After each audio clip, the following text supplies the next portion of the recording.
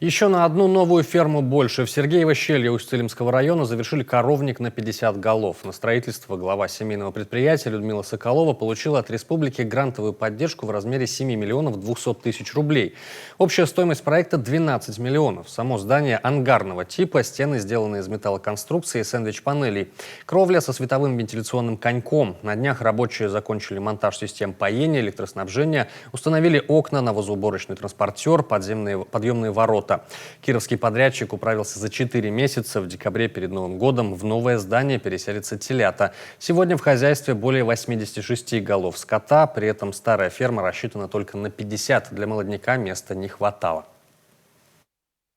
У нас они везде и в конюшне стоят, и здесь возле дома в дворах стоят. Раньше я планировала, что я телят буду как бы населению продавать всех, молодняк. Ну, у нас люди, видимо, не хотят лучше готовое мясо купить.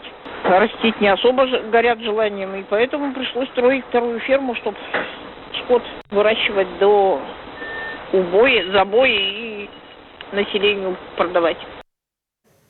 В новую ферму глава фермерского хозяйства уже взяла на работу 3 сотрудников. По словам Людмилы Соколовой, сбылась мечта.